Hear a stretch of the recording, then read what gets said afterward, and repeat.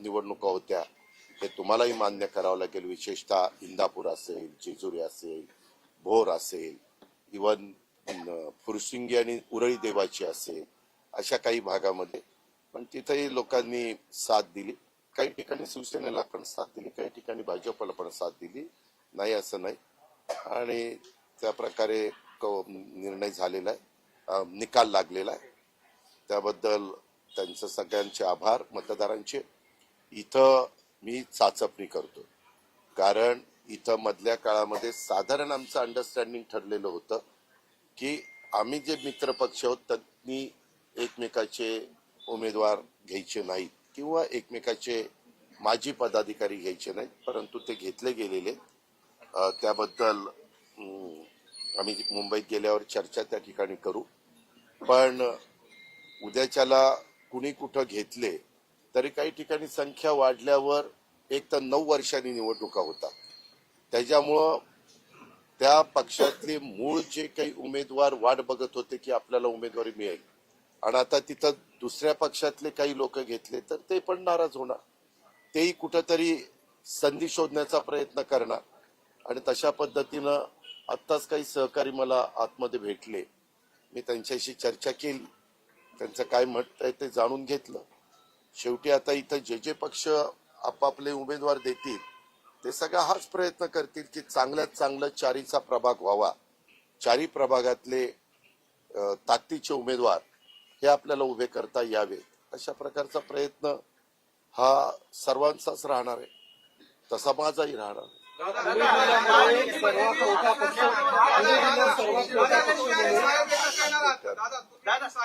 आगामी महापालिका इलेक्शनच्या दृष्टीने एकत्र येणार आहात कारण की सातत्याने सारखी चर्चा होती त्यावर. त्याच्यामध्ये आम्ही महाविकास आघाडीत एकत्र काम करत होतो 15 वर्ष काँग्रेसच्या बरोबर. त्यावेळेस आम्ही हा सगळा अधिकार त्या त्या जिल्ह्यांना द्यायचो. आता पण तो अधिकार आम्ही त्या त्या जिल्ह्यांना दिला आणि त्या प्रकारे ह्या नगरपालिकेच्या निवडणुकीमध्ये देखील कुठं कशा पद्धतीने युत्या झाल्या हे पत्रकार मित्रांनो आपण पण सगळ्यांनी पाहिलेलं आहे, जनतेने पण पाहिलेलं आहे आणि त्याच्यातून निकाल पण आता लागलेले आहेत. त्याच्या उद्याच्याला प्रत्येक पक्ष, आम्ही महायुतीच्या सरकारमध्ये काम करत असलो तरी भाजपला त्यांच्या कार्यकर्त्यांना जास्तीत जास्त संधी द्यायची, शिवसेनेला त्यांच्या कार्यकर्त्यांना एकनाथराव शिंदे साहेबांना संधी द्यायची, मला माझ्या राष्ट्रवादीच्या कार्यकर्त्यांना संधी द्यायची. शेवटी आम्ही सगळेजण ह्या सगळ्यांच्या मदतीमुळं 288 मतदारसंघात लढलो आणि त्याच्यातले जवळपास 238 मतदारसंघामध्ये आमच्या ह्या जीवाभावाच्या कार्यकर्त्यांनी तिन्ही पक्षाच्या आम्हाला निवडून आणण्याचं काम केलं. पण त्या कार्यकर्त्याला पण संधी मिळाली पाहिजे, त्याच्यामुळं नगरपालिकेमध्ये देखील तशा प्रकारचा प्रयत्न झाला. अनेक ठिकाणी आम्ही एकमेकाच्या विरोधामध्ये देखील लढलो आणि महानगरपालिका देखील 29 आहे. प्रत्येकाला वाटतं आपल्या विचाराचा महापौर व्हावा आणि तशा प्रकारचे प्रयत्न सर्वांचेच चाललेले. आणि हे सगळं करत असताना तिथली राजकीय परिस्थिती कशी उद्भवते त्या पद्धतीनं तिथले निर्णय हे तिथले जिल्हाध्यक्ष घेतील. त्यांचं म्हणणं आहे की दोन्ही राष्ट्रवादीने एकत्र लढावं आणि ते म्हणतात की अजित पवार निर्णय घेतील तो मान्य आहे. तर तुमचं काय त्यांना मार्गदर्शन राहणार आहे? मी सांगितलं ना, त्यांनी तिथल्या जिल्हाध्यक्षांना शहर अध्यक्षांना भेटावं आणि त्याच्यातनं काही समन्वय साधता आला तर पाहावा.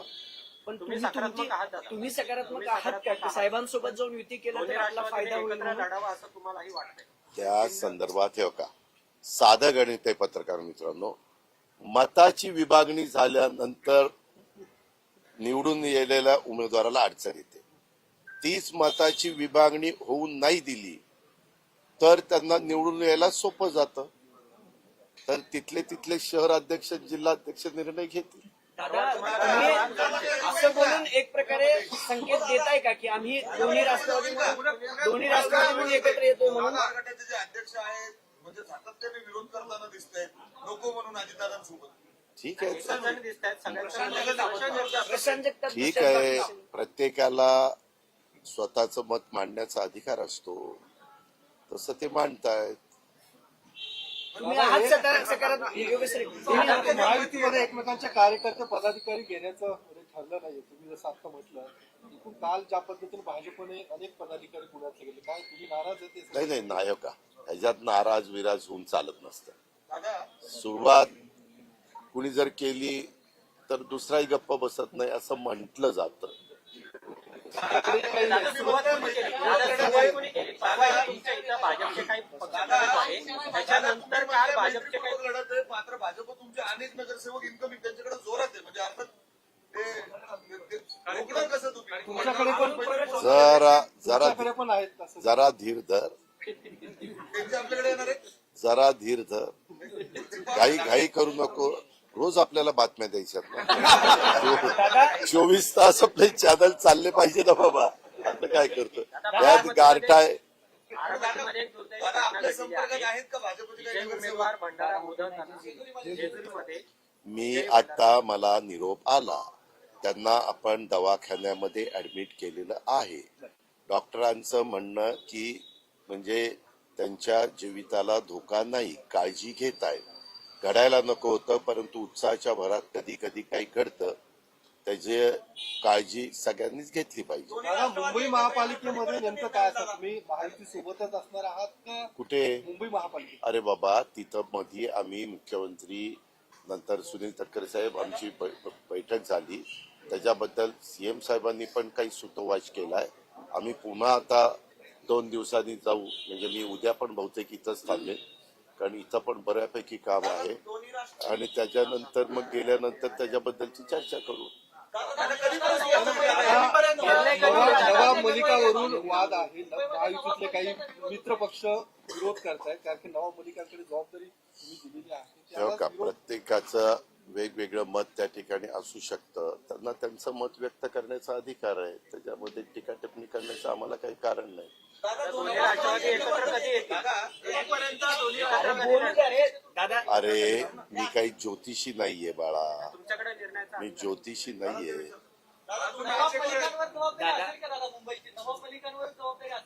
अरे आम्ही बसून ठरू ना बाबा, तुझ्यावर जबाबदारी नसेल एवढं नक्की. दादा दोन्ही राष्ट्रवादी एकत्रित येणार तेवढा मुहूर्त सांगा ना आम्हाला. तुमच्या बोलण्यातून संकेत दिसत आहेत की तुम्ही सरळ म्हणतायत की मताची विभागणी व्हायची नसेल तर समविचारी पक्षांनी एकत्रित यायला हवं. याचा अर्थ दादांचा ग्रीन सिग्नल आहे का काकांसोबत आता जायला? ग्रीन आहे का पिवळा झालाय का अजून लालच आहे, ते जरा आज रात्री विचार करून उद्या तुला सांगतो. आता तुम्ही जर महाविकास आघाडी सोबत गेला या निवडणुकीमध्ये आणि तर तुम्हाला निकालानंतर महायुतीमध्ये येता येणार नाही असं चंद्रशेखर बावनकुळे पुण्यातच बोलले परवा बोलताना. अच्छा, निवडणुकी आधीची युती असेल तीच निकालानंतर पण असेल असं त्यांचं म्हणणं आहे. बर, म्हणजे आठ टाकली तुम्हाला की तुम्ही महाविकास आघाडी सोबत जाऊ. असं तू काही सांगू नको. आत्ताच मला त्यांचा, अरे बाबा मी ह्याच्या संदर्भामध्ये जे काही बोलायचंय ते मी वरिष्ठांशी बोलीन, म्हणजे दिल्लीतल्या वरिष्ठांशी. आणि इथं बोलायचं असेल ते देवेंद्रजी फडणवीस म्हणून एक नेते आहेत त्यांच्याशी बोलीन. कळलं का? त्यांच्या बोलण्याला महत्व नाही का?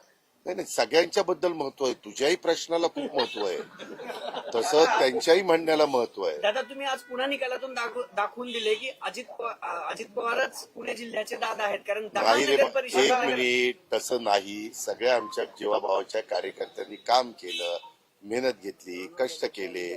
एक तर 9 वर्ष माझे कार्यकर्ते संधी मिळण्याची वाट बघत होते. 9 वर्ष जाऊ द्या, पण 4 वर्ष तरी, 4 वर्षापूर्वी निवडणुका लागायला पाहिजे होत्या. पण हे चित्र महापालिकेत दिसेल ज्या पद्धतीने आज ग्रामीण. अरे मी काही मनकवडा नाहीये. मी कुठेही निवडणुका लढवत असताना माझं विजन चांगलं असतं, त्या शहराचा चांगला विकास झाला पाहिजे अशी माझी भूमिका असते. आणि मला ज्या ज्या ठिकाणी कामाची संधी मिळते तिथं मी मनापासून काम करतो. तिथं मी अजिबात राजकारण करू इच्छित नाही. त्या भागाचा विकास करण्याच्या करता जेवढं काही आपल्याकडे असणाऱ्या पदाचा उपयोग करून त्यांना मदत करता येईल ती मदत करण्याची गेल्या अनेक वर्षाची माझी पद्धत आहे. सातारा जिल्ह्यातील सावली या गावामध्ये आपल्याला फटका बसला असं वाटत नाही का? कुठला? महायुतीमध्ये आपलंच स्थान आता तिसऱ्यावरती आलेलं आहे. पहिला भाजप, दुसरी शिवसेना आणि तिसरं तुमचं आहे. मग आता मी कमीच जागा लढवल्या होत्या ना.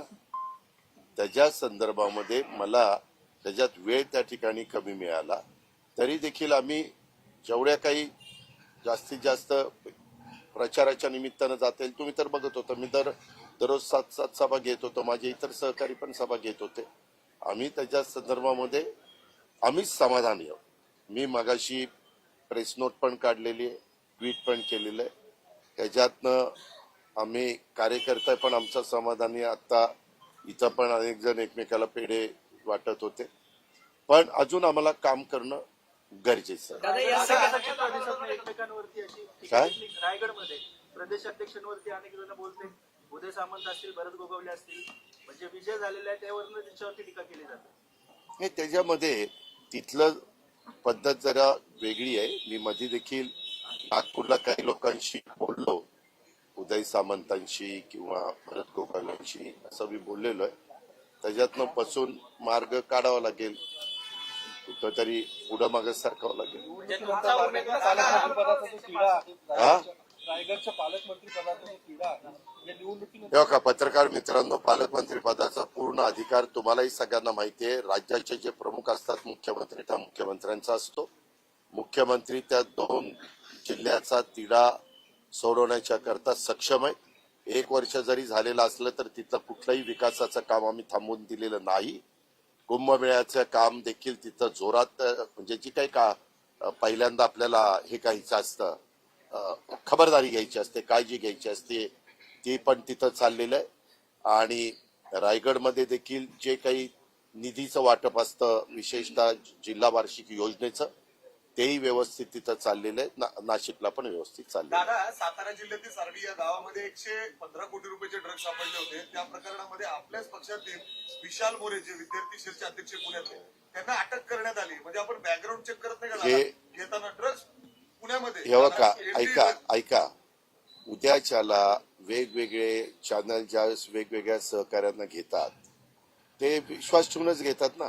आपल्याला काय माहिती की ते एखादी गोष्ट चुकीची झाली तर चुकीचं समर्थन आम्ही अजिबात करणार नाही. ती विकृती असते. अशा लोकांना आम्ही थारा देखील देणार नाही. अशांची आम्ही ताबडतोब हकालपट्टी त्या ठिकाणी करतो. पण एवढ्या मोठ्या ह्याच्यामध्ये हे तर होता कामा नये. पोलिसांनी पण काळजी घेतली पाहिजे.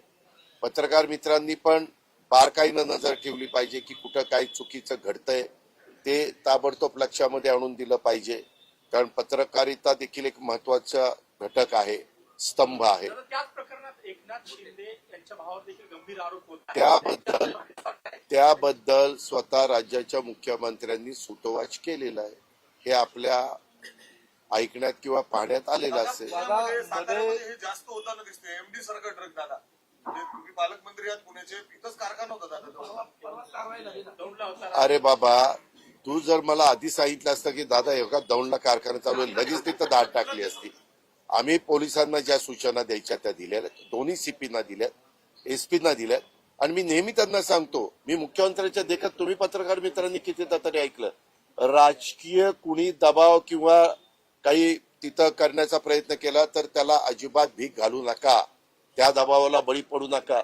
तुम्ही बघताय पत्रकार मित्रांनो, यंदाच्या वर्षी जिल्हा वार्षिक योजनेतनं आपण त्यांना इन्फ्रास्ट्रक्चर म्हणून गाड्या, सीसीटीव्ही कॅमेरे, जे काही त्यांना लागतं, कॉम्प्युटर वगैरे, किती गोष्टी दिलेल्या आहेत. अजिबात आपण कमी केलं नाही. आजपर्यंत आपल्या राज्याच्या इतिहासात इतक्या मोठ्या प्रमाणात पुणे शहर, पिंपरी चिंचवड शहर आणि पुणे ग्रामीणला गाड्या दिलेल्या. तुम्ही एकदा कलेक्टरांना विचारा की यंदाचा जिल्हा वार्षिक योजना कितीची होती आणि त्याच्यामध्ये किती कोटी रुपये पोलीस खात्याला फक्त दिले गेले. मग पोलीस कमी पडते. पोलिसांना मध्ये तुम्ही होता की रे? एक मिनिट, ज्या दिवशी मुख्यमंत्री इथं कार्यक्रमाला होते 3,000 कोटीचे, त्यावेळेस मी काय सांगितलं की मी मुख्यमंत्र्यांच्या साक्षीनं सांगतो की कुठल्याही परिस्थितीमध्ये कोयता गँग, हे ड्रग्ज किंवा काही वेडेवाकडे प्रकार हे अजिबात होऊन देऊ नका. ते कुठल्याही राजकीय पक्षाशी संबंधित तिथं धागे दोरे पोचले तरी त्याच्यावर ऍक्शन घ्या, इथपर्यंत मी सांगितलं ना. दादा, आजचे जे नगर परिषदेचे निकाल आले, याचे पडसाद येणाऱ्या महानगरपालिका निवडणुकीवर पडतील का? थोडाफार मतदारांच्यावर जे असे बॉर्डरवर असतात ते साधारण ज्यांची मतं पक्की ठरलेली असतात तिथं मतं बदलायचा प्रश्न येत नाही. परंतु जे अंदाज घेऊन किंवा आता काय परिस्थिती, आता काय केलं पाहिजे, तशा पद्धतीनं मतदान करतात तिथं 5-10% फरक पडतो. धनंजय मुंडेंनी अमित शहाची भेट घेतली सरकारपूर्वी आणि त्यानंतर चर्चा सुरू झाल्या की पुन्हा धनंजय मुंडेची आपल्याला सगळ्यांना माहितीये तिथं कावळा उठायला फांदी तुटायला गाठ पडावी तशी पडलेली आहे. त्यावेळेस धनंजय मुंडे त्यांच्या 2 कामाच्या करता मलाही त्यांनी फोन करून सांगितलं की दादा एक काम कारखान्याचं होतं आणि अजून एक त्यांचं दुसरं काम होतं. त्या कामाच्या करता त्यांनी अमित शहा साहेब हे आमच्या एनडीएचे एक प्रमुख नेते आहेत. त्यांनी त्यांची वेळ घेतलेली होती, त्यांनी त्यांना वेळ दिलेली होती, त्याच्याकरता ते बोलायला गेले होते. मी खूपदा बघतो पत्रकार मित्र पण मी ज्यावेळेस कधी मुख्यमंत्र्यांना भेटायला जातो त्यावेळेस अजित पवार मुख्यमंत्र्यांच्या भेटीला, मग साधारण त्यावेळेस कुठलं जे एक वातावरण असेल किंवा काही चर्चा असेल त्याचा कुठेतरी अर्थ लावतात आणि ह्याच्याकरता भेटीला. आता भेटीला कशाला गेले ते मला मुख्यमंत्र्यालाच माहिती असतं, पण सूत्रांच्या माहितीनुसार सूत्र आलं ती सूत्रच मला बघायचं. पण धनंजय मुंडेंना मंत्रिमंडळात समावेश होणार आहे का? कारण ती चर्चा सुरू झालेली आहे. आपल्याला त्यांनी भेट घेतली. आपल्याला एक माहिती का, ह्या सगळ्याच्या संदर्भातला अधिकार हा राज्याचे प्रमुख या नात्याने मुख्यमंत्री महोदयांचा असतो की नाही. त्या संदर्भामध्ये मुख्यमंत्री काय तो योग्य तो निर्णय घेतील. माणिकराव कोकाटेंची जागा रिकामी झालेली आहे. थांब ना, एवढी काय घाई झाली, थांब जरा कळ काढ जरा. इतकी घाई करू नका. मला वाटतं ते सुप्रीम कोर्टात का काहीतरी गेले असू दे. अरे सगळा लोड टाकला तरी पेलायची ताकद आहे माणिकराव कोकाटेंमुळे पक्षाला डॅमेज झालेला आहे त्या पद्धतीने ऐका एक मिनिट थांब ना थांब. केस कधीची 95ची. 95 आज आपण 2025 मध्ये कुणाला माहिती पण नव्हतं ही केस आहे. 30 वर्ष झाली. माणिकराव 30 वर्षात वेगवेगळ्या ठिकाणचे पक्षाचे आमदार म्हणून निवडून आले की नाही. ह्याच्यामध्ये न्यायव्यवस्था ही तर सर्वोच्च आहे, पण निकाल लागल्यानंतर सेशन कोर्टामध्ये ही इतकी झटपट दिवाणी केस लागेल असं सहसा घडत नाही, पण इथं घडलं. आता मागे काही बाबतीमध्ये काही घटना घडल्यानंतर सुप्रीम कोर्टाने ह्याला स्थगिती दिल्यानंतर जर एखाद्याला अपात्र केलं तरी सुप्रीम कोर्टाच्या निर्णयानुसार त्यांना पुन्हा पात्र ठरून ते त्या पदावर राहू शकतात. अशी उदाहरणं देशामध्ये घडलेली आहेत. दादा प्रश्न त्यालाच धरून असा आहे ना की आधी धनंजय मुंडेंचा राजीनामा मग माणिकराव कोकाटेंचा राजीनामा प्रत्येक वेळेस अजित पवारांना डॅमेज केलं जाते का? एकनाथ शिंदेचं नाव आलं की क्लीन चिट मिळते, पार्थ पवारांचं नाव आलं तसं की काही नाही. तू त्याच्यामध्ये काडी घालायचा प्रयत्न दादा प्रश्न माझा आहे का? बघा 2 मंत्र्यांचे राजीनामे आले, एकनाथ शिंदेचं नाव आलं, मुख्यमंत्री बाहेर आले आणि म्हणले की क्लीन चिट. पार्थ पवारांचा घोटाळा आला की म्हणतात की गंभीर प्रकरण आहे, चौकशी करावं लागेल. अजित पवारांना आणि अजित पवारांच्या राष्ट्रवादींनाच नुकसान का पोहोचते? काळजी करू नको, मला काही नुकसान पोहोचत नाही. आम्ही एकत्र बसू आणि चर्चा करू. समज गैरसमज काही आम्ही होऊन देणार नाही. लोकांनी आम्हाला 5 वर्षाच्या करता निवडून दिलंय. आम्ही व्यवस्थित कारभार करत राहू.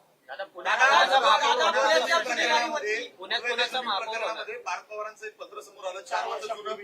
पार्थ पवारांचं म्हणणं आहे ती सही माझी नाहीच, त्यांनी अशी तक्रार दिलेली आहे. म्हणजे हा सगळा प्रकार वेगळ्या दिशेने जाताना पत्र एवढं उशिरा का दिलं? कारण घटना खूप आधीची घटना आहे किंवा हे सगळं प्रकार. आता मला काय माहिती, मी काय पोलीस खात्याचं आहे का? पत्र त्यांच्याकडे दिलं जातं आता. कुणाकडनं? पार्थ पवारांनी आता पत्र दिले.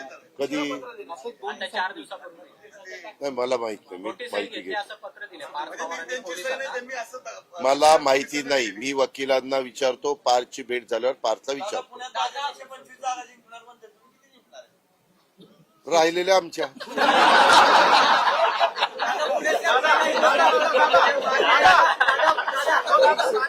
हे बाद झालं. आता मी कोणाला